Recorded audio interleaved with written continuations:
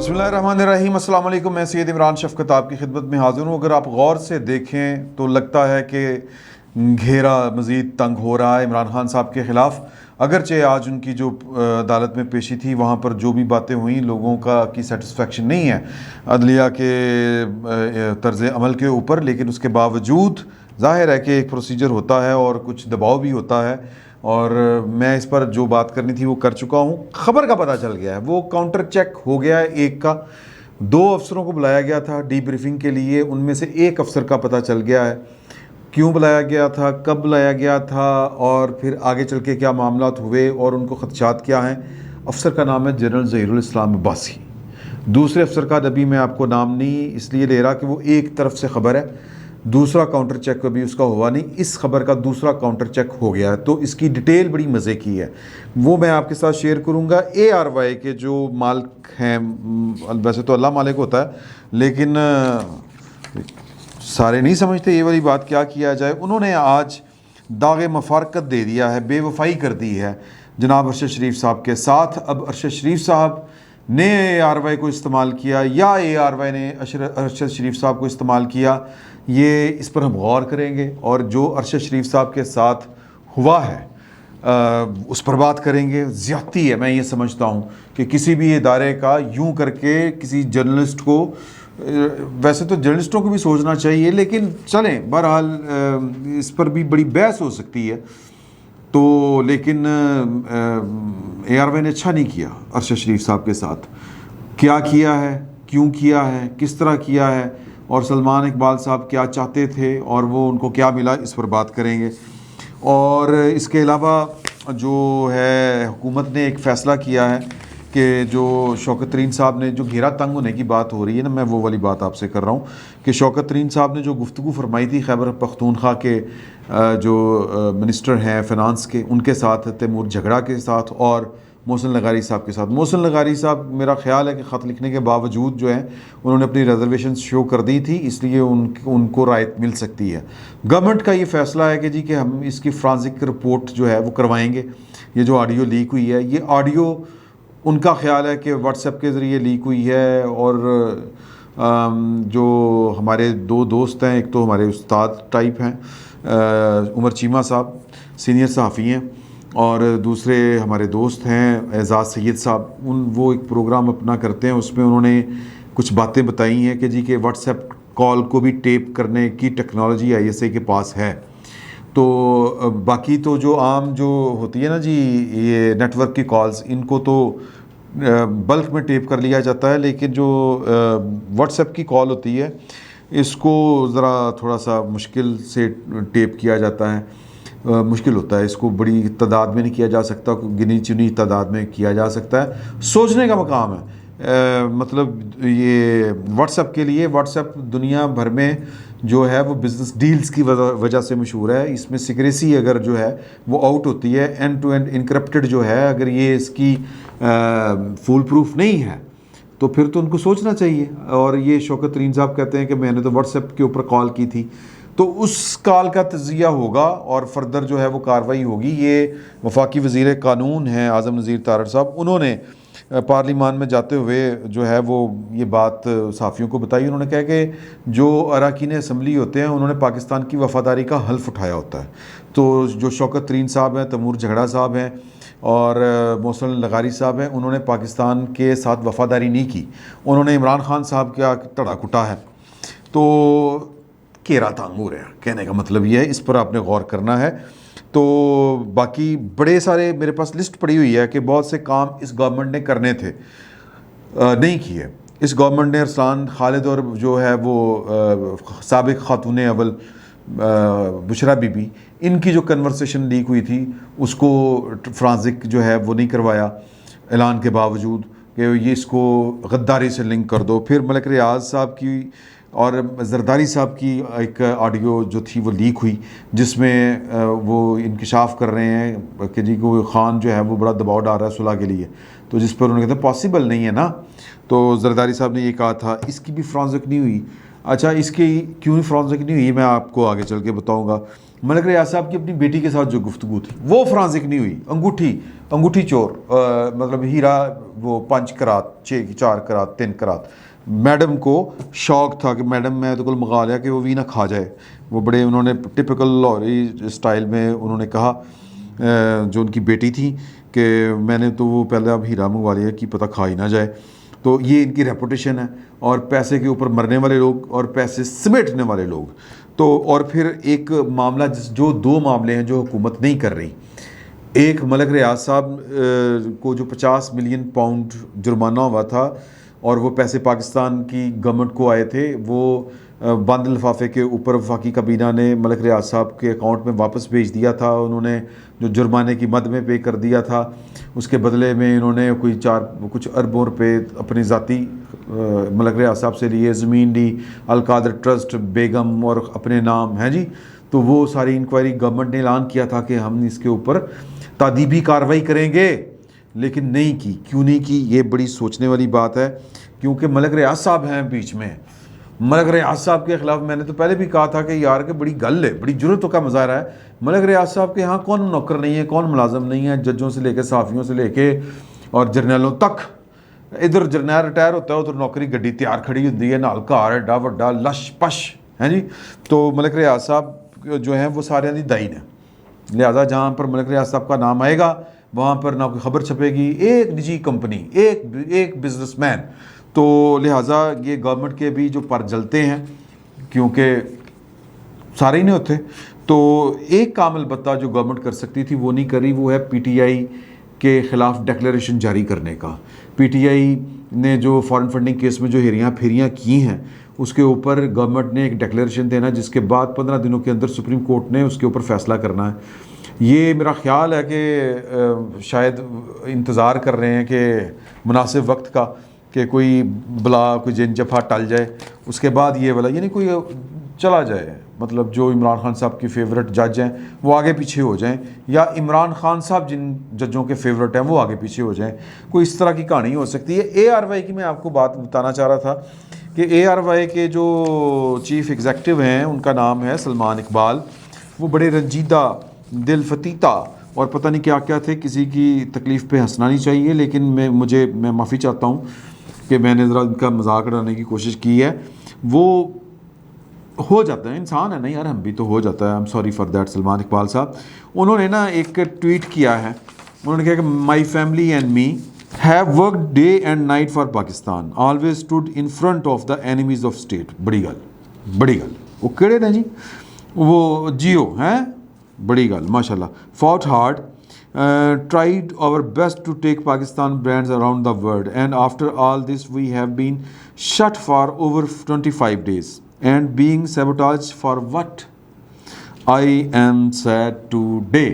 अच्छा जी, इसके बाद जो है ना, इन्होंने ARY ने जो है वो एक ट्वीट आया उनकी तरफ से, और ऐलान था, अनाउंसमेंट थी कि ARY network code of conduct for its employees clearly states that any post by any employee on social media strictly has to be in accordance with the company's policy. ग़ुलाम, हम क्या ग़ुलाम हैं, हम आपके ग़ुलाम हैं जी। तो बहरहाल ये जो जिसने साइन किया ये उसकी मर्ज़ी, जिस सहाफ़ी ने भी साइन किया, लेकिन ये पॉलिसी पहले क्यों नहीं इनको याद आई, सवाल ये है। But thus, with a heavy heart, we would like to announce that after a journey of 8 years together, ARY has parted ways with Arshad Sharif. We wish him all the very best for his future endeavors। ठीक है जी sir. अब ये सवाल ये पैदा होता है कि जब अरशद शरीफ साहब, वो कौन था, ये क्या कह रहे हैं, ये कह रहे हैं कि सोशल मीडिया के ऊपर कंपनी पॉलिसी से हटके कोई मुलाजम हमारा अगर कोई पोस्ट लगाएगा तो वो नहीं लगा सकता है, वो कानून की ख़िलाफ़ वर्जी है, वो मायदे की ख़िलाफ़ वर्जी है।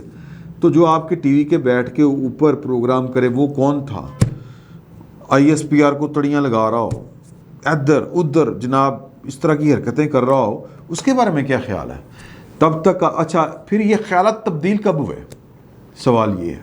ख्यालात तब्दील इनके हुए 7 अगस्त को पाकिस्तान में एक ट्रांसफ़र पोस्टिंग हुई थी, कुछ ट्रांसफ़र्स पोस्टिंग हुई थी, उनमें से एक जनरल फैज़ साहब की भी थी। और फिर 11 अगस्त को अचानक से, हालांकि अरशद शरीफ साहब के ख़िलाफ़ मुकदमे कराची, मलीर, इधर उधर पता नहीं कहाँ पे दर्ज हो रहे थे पहले से, क्योंकि इन्होंने इमरान खान साहब के जाते ही कम चुक दिया था इन्होंने, ठीक है जी, कि मतलब, और वो टारगेट किन को कर रहे थे, ISPR को, पाकिस्तान की फ़ौज को, जनरल कमर जावेद बाजवा को, हला शाबा किया हुआ था। लेकिन डटे हुए थे, हम टक्कर के लोग डटे हुए थे यहाँ पर, बड़ी अच्छी बात है, डटे हुए थे। फिर अचानक से ये 11 अगस्त को जब ये ट्रांसफ़र पोस्टिंग होती है, 11 अगस्त को पेशावर एयरपोर्ट से चले जाते हैं, क्योंकि चार्ज भाई ने फैज़ साहब ने छोड़ा है 22 को, 23 को उन्होंने नई कोर की कमांड संभाली, पॉइंट समझे। और उस दिन से फिर ARY जो है वो भी, उसको भी अक्ल समझ आनी शुरू होगी कि मतलब शहबाज गिल साहब वाले मामले के बाद, और शहबाज गिल साहब क्यों तप रहे हैं, ये सारे वाक़यात अगर आप कड़ी से कड़ी मिलाएं तो जनरल फैज़ की पोस्टिंग के बाद, हालांकि वहाँ पे भी कोर कमांडर थे, यहाँ पे भी कोर कमांडर है, लेकिन इस पोस्टिंग के बाद ये हड़बौंग मच गया, हाथ पांव फूल गए। इसमें ऐसा क्या है ये मैं समझना चाहता हूँ, मुझे कोई उस्ताद, मैं किसी से समझना चाहूँगा। लेकिन बहरहाल इसके बाद ये महज इत्तफाक भी हो सकता है कि पहले आप डटे खड़े थे, मैं डटा खड़ा हूँ उसी महाज पर, मुझे अगली सफ़ों में तलाश कर, इस तरह की शायरी चल रही थी। ARY क्या और ARY के मुलाजमीन क्या। फिर एक सेंट वाइस, जो कदरे सेंट वाइस जिसको कहेंगे, वो मेरे बहनोई साहब की है, काशिफ अब्बासी साहब की, वहाँ पे वो अपना उन्होंने फिर जनाब आके कहा कि जी के मतलब हमारा वो जो भी वजाहत देनी थी, आपके नॉलेज में होगा, उन्होंने वजाहत दी। तो कहने का मतलब ये है कि जनरल फैज़ साहब की पोस्टिंग तक या 7 अगस्त की पोस्ट के दिन तक आपको नहीं याद था कि अरशद शरीफ जो है वो कंपनी पॉलिसी के ख़िलाफ़ पोस्टें लगा रहा है, अरशद शरीफ जो है वो इस तरह के प्रोग्राम कर रहा है। सर जी, पाकिस्तान की फ़ौज के ख़िलाफ़ किसी जनरल के करैक्टर के ऊपर तो सर लोग की सुतियाँ पे सोचते हैं बात करने से पहले, समझें इस बात को। ज़हीरुल इस्लाम अब्बासी साहब, तस्वीर लगाई थी जियो ने, तो उसके बाद फिर जियो को दिन में तारे नज़र आए, फिर जियो के साथ जो वस हुआ वो आपके इल्म में है। कहने का मतलब ये है कि ARY इतना हेचला क्यों बन रहा है अब। पहले ये जनाब कोई प्लान बड़ा था, मैं सिर्फ ये आपको बताना चाह रहा हूँ, और इस्तेमाल हुए। वैसे तो सोचना चाहिए जर्नलिस्टों को, अगर उनका ये सब कुछ अपना वो अरशद शरीफ साहब अपना उनके दिल की आवाज़ थी और वो इसको ठीक समझ रहे थे, तो पहली बात उनको फिर नहीं जाना चाहिए था पाकिस्तान से बाहर, एक। और फिर ये कि मैं समझता हूँ कि ये जो ARY वाले हैं, इनको ये वाली हरकत नहीं करनी चाहिए थी अब, कि तब तो आपको कोई इतराज़ नहीं था और अब आपको इतराज़ हो गया है। तो ये पॉइंट इसमें ये है सर कि कुछ प्लान बड़ा था, वो प्लान चौपट हुआ, और वो जो चौपट हुआ उसने दिन में तारे दिखा दिए हैं। अब वो कहते हैं कि जी आई एम सैड टुडे, तो सैड तो फिर वो अब फिरते हो सर्दियों, अब तन्हा फिरते हो सर्दियों की शामों में, इस तरह तो होता है इस तरह के कामों में। तो ये तो होगा, कहा कि ऊँट पे बैठोगे, कहा ऊँट पे बैठेंगे, कहा कुहान का डर है, कहा कुहान तो होगा, कुहान तो होगा सर, कुहान आ गया हूँ।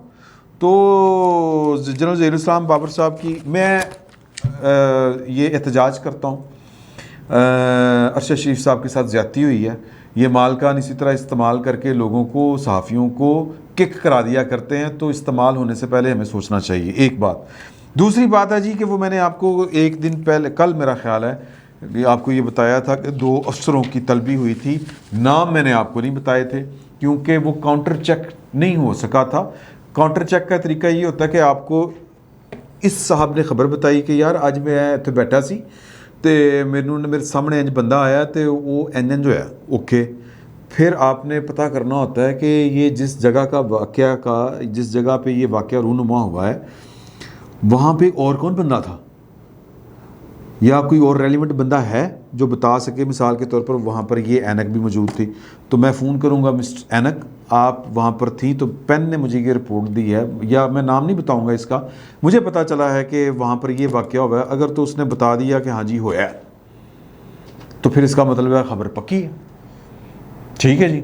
तो अच्छा, ये अब वो जो है ना, ये जर्नलिज्म के मैकेनिक्स हैं, मैं वो उस पर क्या डिटेल में जाऊँ। तो एक तरफ से खबर आई थी, दूसरी तरफ से इसका काउंटर चेक नहीं हो रहा था, तो इसलिए मैंने नाम लेने से गुरेज किया था कि डीब्रीफिंग टाइप का कुछ मामला हुआ है, इस्लामाबाद में बुला के हुआ है।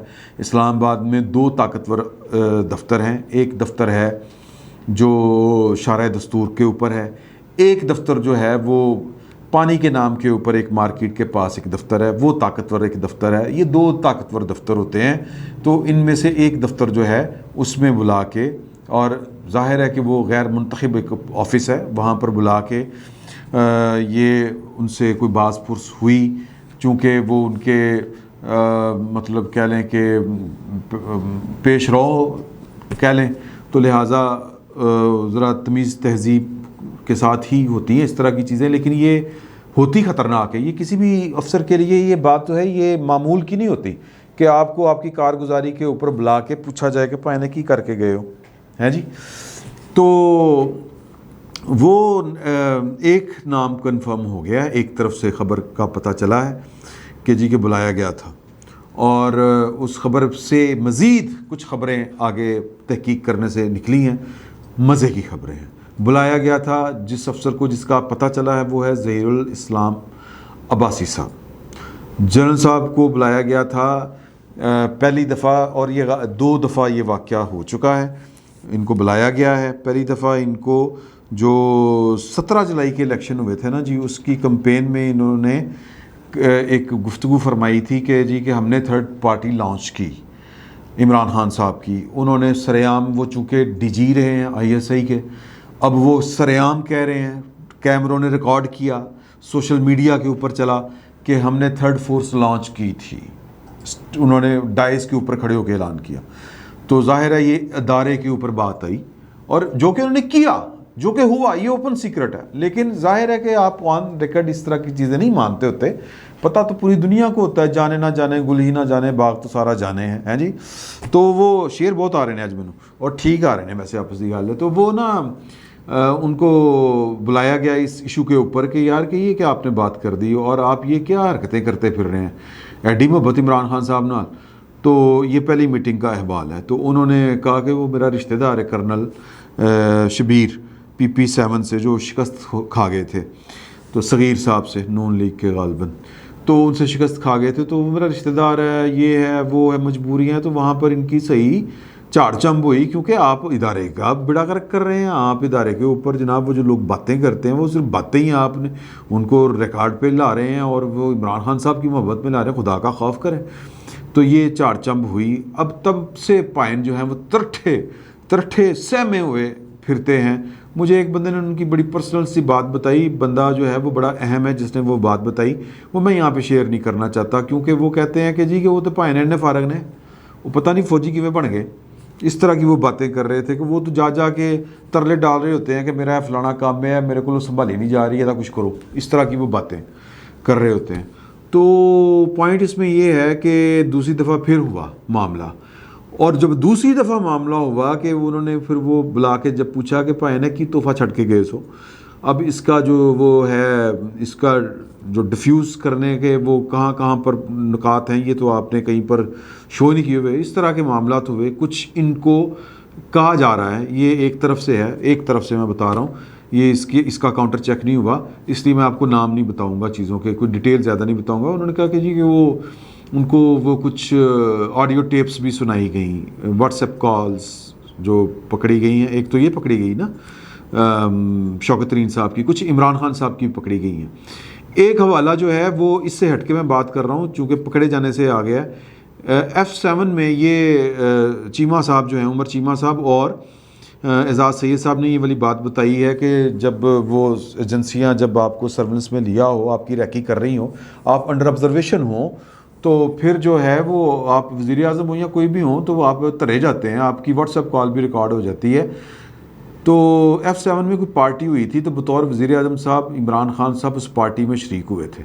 इमरान खान साहब के जो है ना फ्लोर नंबर 4, वो पता नहीं फ्लोर नंबर 4 है या नहीं है प्राइम मिनिस्टर हाउस में या प्राइम मिनिस्टर सेक्रेटेरिएट में। वहाँ की जो रंगीन रातें, रंग रलियाँ, इमरान खान साहब जो पार्टियाँ शार्टियाँ करते थे, यार प्राइम मिनिस्टर होके F7 में जाके बंदा पार्टी में शिरकत कर रहा है, यार शर्म होती है या होती है। आप वज़ीर आज़म है मुल्क के, यूरोप के नहीं है। वो जो मैम थी एक यूरोपी किसी मुल्क की कि पता नहीं कहाँ की, कि वो जो जिसने फिर रोके कहा था यार मैं कभी कोई गलती की थी, मैं तो कम इन्हें तो काम भी नहीं कभी अपने पूरे किए। समझे इस बात को? 12 बजे आना 5 बजे चले जाना यार, 2 नंबर। मतलब मैं इस पर अब क्या ज़्यादा से बात करूँ। तो पॉइंट इसमें ये है कि वो भी कुछ चीमा साहब और एजाज सैयद साहब के बकौल कि वो भी कुछ शहादतें, कुछ टेपें, कुछ वीडियोस एजेंसियों के पास हैं। वो जो कहते हैं ना मेरी किरदार कुशी करेंगे हूँ, अब ये डीप फेक टेक्नोलॉजी मेरे ऊपर लगाएंगे। सर वो F7 के वाक़यात उनमें से कुछ वो भी होंगे। तो जनरल ज़हीर इस्लाम साहब को कुछ और व्हाट्सएप कॉल्स की टैप्स, रिकॉर्डिंग्स वो भी सुनाई गई। अब वो कहानी क्या है वो मज़ीद तफसील पता नहीं चली, लगे हुए हैं, अल्लाह करेगा सामने आ जाएगी। तो ये वाला मामला है। और जनरल ज़हीर इस्लाम साहब डरे इस बात पर हुए हैं कि उनके बकौल कि कुछ लिस्टें तैयार हो रही हैं। जनरल बायो साहब नई लिस्टें तैयार करवा रहे हैं कि जो बंदे पाकिस्तान आर्मी के रूल्स, और क्योंकि फ़ौज के से निकल जाने के बाद बंदा फ़ौज से नहीं निकलता, रिटायरमेंट के बाद भी नहीं निकलता, तो जो डिसिप्लिन की ख़िलाफ़ वर्जियाँ जिन्होंने की हैं उनकी कुछ की तो वो उन्होंने की है ना, पेंशनें रोकी हैं, तो कुछ और की भी रोकी जा रही हैं, लिस्टें बन रही हैं। और जनरल ज़हीर इस्लाम साहब को खौफ है कि उनकी भी पेंशन रोक ना ली जाए, क्योंकि वो 2 दफ़ा उनकी लाइन की कहते हैं लाइन हाज़िर किया गया, उनको पेशी हुई है, गड़बड़ है। फिल वक्त इतना ही, बहुत बहुत शुक्रिया।